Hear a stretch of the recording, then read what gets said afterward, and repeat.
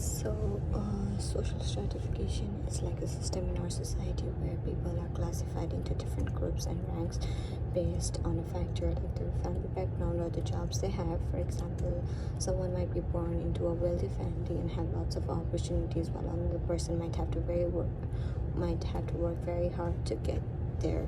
So here comes the two status of social stratification. Ascribed are the ones that you're born with, and achieved are the status that you work hard to get.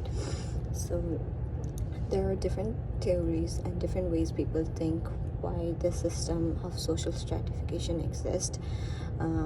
Talking about structural functionalism, it's like having all different pieces in a machine and all the parts like work together to keep the society running smoothly. Like doctor keeps us healthy and teachers helps us learn, and everyone has a role to play in the society. And just because like doctors and teachers are doing something valuable for the society, they deserve to be on the upper position, and that's how the society functions. This is how this theory explains the social stratification.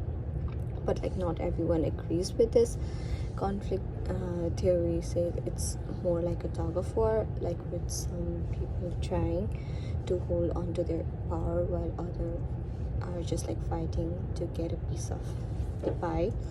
Then there's like symbolic interactionism, which is like looking at the bigger picture and seeing how interactions with each other shape the whole system. Then we can talk about like social mobility and inequality, and how this plays a huge role in how the system affects our life. Like imagine starting out in a small town and working hard to make it to the college. It's like social mobility where you like move up in the world. But even in college, some people come from like super wealthy families, while others worked really hard to get there. So this is where the class system comes in. It's like the giant ladder where like the super rich stays at the top and the working class stays at the bottom. And the class system is like social hierarchy that categorizes individuals based on their socioeconomic status, typically determined by factors such as income, wealth, education, and occupation. Like children who grew up in working class or low income household are less likely to attend college. A very interesting fact to support this is like Ivy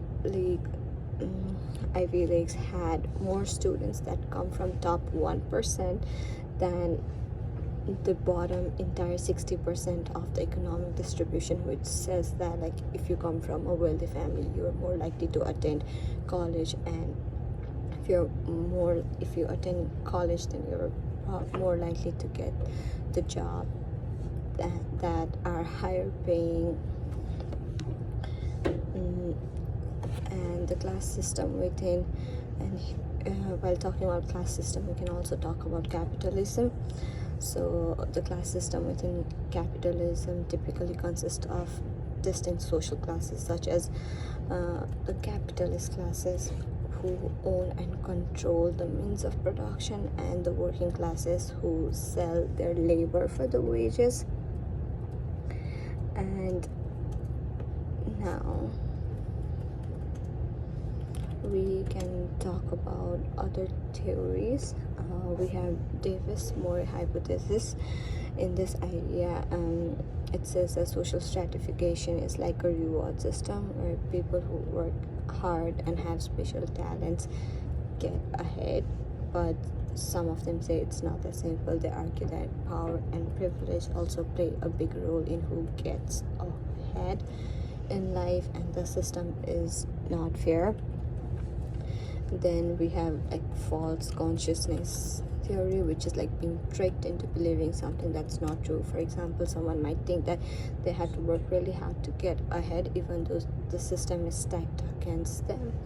And class consciousness is when people in the same social class realize they share similar structures, similar struggles, and band together to make things better for like everyone. And lastly we have social stability. It's like when a calm, peaceful society where everyone gets along.